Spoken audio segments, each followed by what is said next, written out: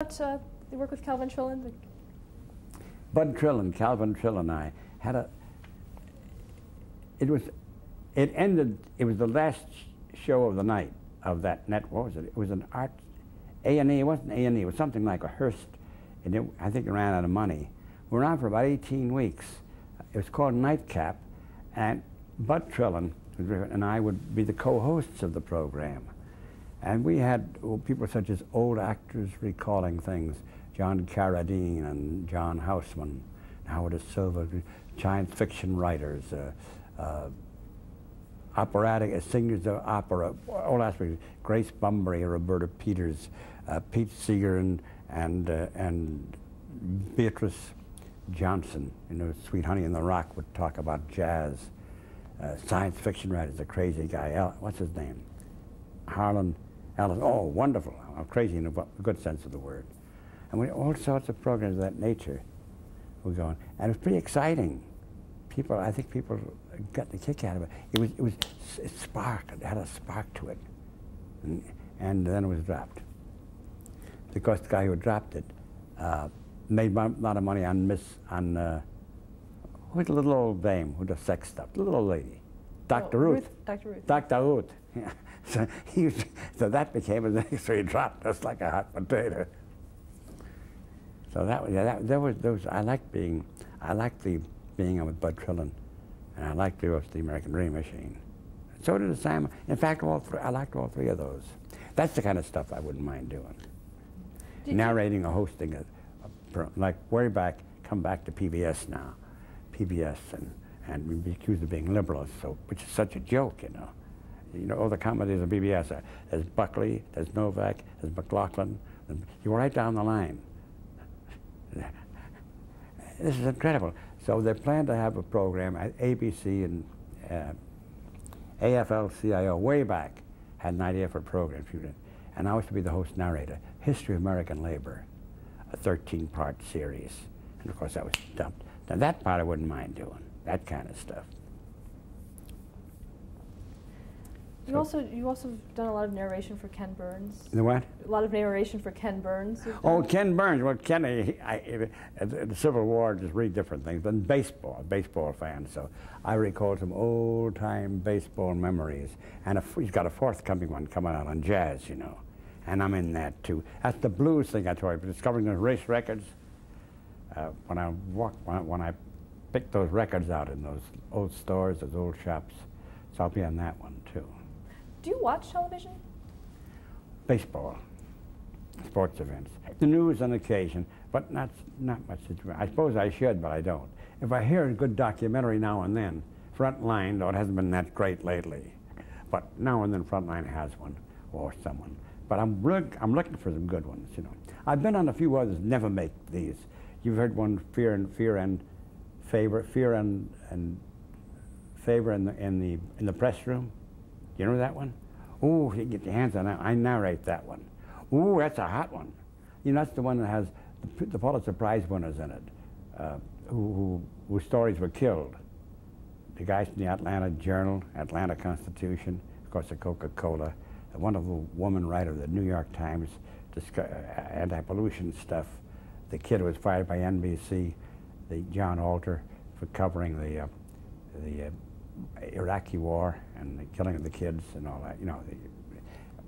Oh, that's a great one. If you can get your hands on that one. It's called Fear of Something in the Press Room. When was it done?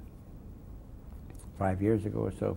It played at, they did it at Harvard. They played at certain places now and then, but not on the net. Oh, that'd be a good one. Yeah, the kid's now doing one called, not kid, it's a guy named John, and he's doing one based on coming of age called Rocking the Boat. And Uta Hagen is in it, and Jacob Lawrence, the painter, and Victor Ruth, and Norman Corwin, you know, the radio writer, and a guy named Stetson Kennedy, who infiltrated the Ku Klux Klan, all of a certain age, you know, a certain age. And it's called Rocking the Boat, and I don't know when that'll be ready. And I guess he needs dough for it too. So I like to do that stuff. That stuff I do like. What is your opinion of television? What's that? Your opinion. Well, the medium itself is fantastic. The medium, well, of course it is. The use to which it's put is something else, you know. Now, wouldn't it be great if we had a soapbox on TV? I mean, soapbox, like Bughouse Square or something. Wouldn't that be something? You know what Bughouse Square is? Oh, on the other program, today. It's like Hyde Park in London, where people speak about everything. Wouldn't it be great if there was an hour, every network would have an hour each night or once a week, simply called a soapbox. And if somebody do matter, and all points of view has to be monitored, of course, fairly as possible. But programs that don't insult the intelligence. Now, what I think of TV, great if it weren't in the hands of so few people, like, or I'm going to say this, you're not going to use it anyway. NBC, it's owned by General Electric, right? Can you imagine Tom Brokaw exposing a scandal involving General Electric? He'd be out on this Tegucigalpa tomorrow. CBS is owned by Westinghouse. Can you imagine Dan Rather coming out and exposing a scandal of Westinghouse? He'd be out on his bottom tomorrow. ABC is owned by, I guess, Disney. Can you imagine Peter Jennings coming out and saying, here's what Disney did, that's horrendous, out tomorrow? So there you have it. Fox, we mentioned Fox and Rupert Murdoch. Simply the name alone is a conversation stopper. So there you have it. No, the joke, of course, is public television. That's the joke. I mean, people are condemning that as being too liberal. And I start thinking, am I going crazy or what? Think of all the commentators on it. McLaughlin show, Buckley's still around. Novak, Barnes, Mac, what's his name again? The other guy. There are a million of guys. You think Noam Chomsky is on every night. This is crazy, you know. It's unbelievable. So that's what I'm talking about. I love television, but let's have fair play. I mean, let's unstack the deck. The deck is stacked. See, it's obvious stuff you're not going to use.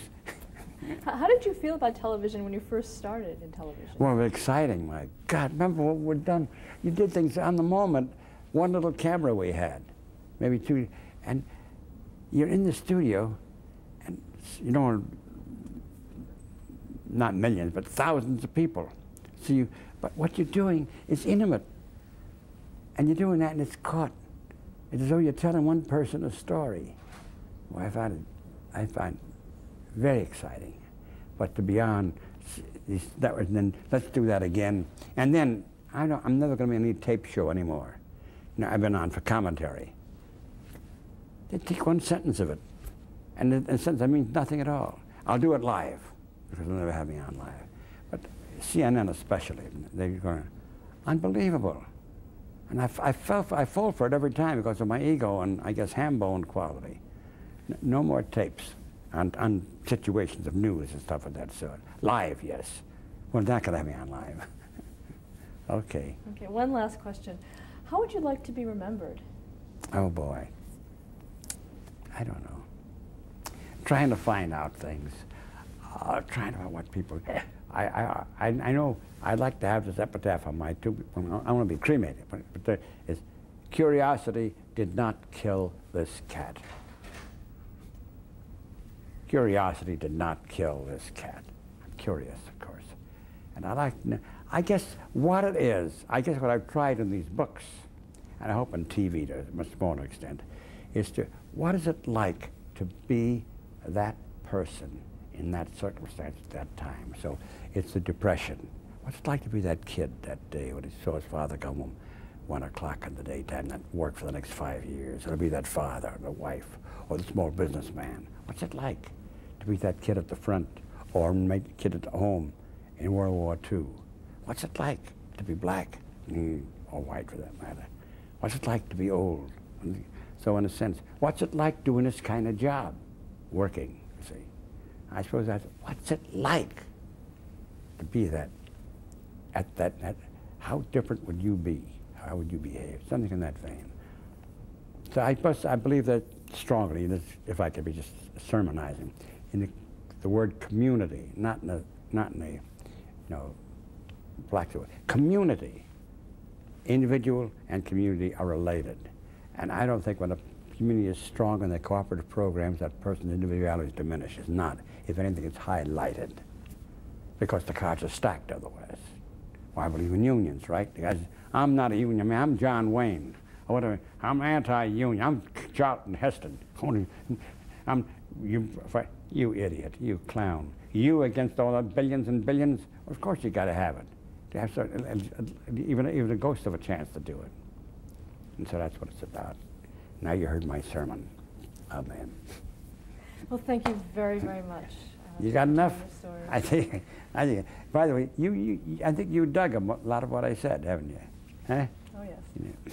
I'm glad you asked about the blacklist. I'm surprised you did. I'm glad you did. Oh, there's a lot of things we would have liked to ask you, and Huh? we have. There's a lot more that we would have liked to ask you, but we know that your time is But limited. I'd be repeating. Yeah. No, we wanted to ask you. I can I'd tell be you. varying on the theme of that. Yeah, but there's some people who wanted to ask a little bit more about Mahalia Jackson and. Oh, Paul. about Mahalia. You want to talk about Mahalia a little? Oh, can we talk about some of the people? Mind you, Mahalia and the black. Oh, There's a this few one people- last story. I'll tell you this. Let's end with this. Mahalia, and that's a very good one. Okay. Involves me in the blacklist, and the Mahalia. I got to tell that one. That's a good one. Then that one. Okay. And there's one. More, there's actually a few other people. You mentioned. Go ahead. Might as well. How about Red Quinlan? Who? Red Quinlan. Oh, I like Red. Red gave me a lot of breaks. You want? Can I talk now? Sure. Red Quinlan is a Chicago maverick, and Red was a friend of mine. I might say he was a benefactor, a great friend of mine during those days. He had me on some marvelous programs that only Red could conceive. And then Red put me on a number of times, but he also founded a station here. That is, he was the first director. He tried to do things. He ran risks. He did a program, he helped sponsor Brought Chicago by a British filmmaker whom I introduced him to, named Dennis Mitchell, Chicago. It's a wonderful movie, a wonderful documentary. It was a tribute to the city, but it was clobbered. It never showed here. Eventually it was. And Red took a beating because of that. But he's always kept a certain, I like him, Red is his adventuresome spirit. He had that. Mahalia Jackson, well, I told you about I picked up records, jazz records, and I picked up one as a jazz disc jockey doing that program called Wax Museum. I played Mahalia. I played it because one day I walk in his record shop and I hear this record, 10-inch reel, wax records. It's called Move On Up a Little Higher. I never heard a voice like that. It's two sides of a 10-inch reel. And so I go to the church to see her, and I play her records. I played her records again on my Wax Museum. And to this day, Mahalia says, and you said that I'm the one who brought the white audience to Mahalia, which to some extent is true. I guess it's true. I did play continuously, play Mahalia, and I'm the stud's place. So now I've been blacklisted, right? And I have worked for you. Now Mahalia's got a show on radio, CBS Radio. Mahalia Jackson Sings Friday nights on CBS Network Radio, and she wants me to be the host and narrator. And so, okay, we're doing the program, and I remember we can agree that His Eyes on the Sparrow will be our theme song. So we're rehearsing. There's a live audience, at the Wrigley Building. It was a little theater then. It seats about 500 people, 400 people. And they're live. They come in mostly white. There's some black. And they come in, and the show is, say, 7 o'clock at night. Maybe it was 7 o'clock Chicago time. And it's about 4 o'clock, the dress rehearsal, 4 o'clock, 4:30. We're rehearsing. We're rehearsing with a quartet, and I'm going over the script, everything, going over the record here. And a guy comes in from New York, another guy from New York. Last time NBC was, now CBS. He's on stage. We're rehearsing. He comes up to me, he says, "Oh, Mr. Terkel, I'm glad you're here. You have to sign this. You sign this." And sign what? Sign. And it's a loyalty oath. That is, I'm not for CBS. I said, "Are you out of your mind? I don't sign these things. What do you mean? Am I the? It's for you. You mean I'm the only? Oh, I should be honored. I'm the only one asking. They didn't put a word. I don't say." And Mahalia's passing by. Mahalia knows about it. She says, "Hey, baby, is that what I think it is?" Like that. She's going to the piano. I says, "Yeah. You want to sign it?" I says, "No." "Okay, let's rehearse." So, "Oh, pardon me, Miss Jackson," says he. And she's going to Mildred Falls, the accompanist, to go with her. Miss Jackson went, "Well, he has to sign it. He just told you he doesn't want to sign it." "Yeah, but he has to." And he said, "Look, you tell them in New York, if they fire Studs Terkel, then they better find another Mahalia Jackson." You know what happened? Nothing. He disappeared. He disappeared. The show went on till the end of its run. What's the moral of it? Mahalia Jackson, that one moment, had more guts and little thing, more American than William Paley, David Sarnoff, all the network heads, channel heads, all the agency sponsors, all rolled into one. Because she said no. All they had to do was say no. The emperor had no clothes. They didn't do it, so that's the moral.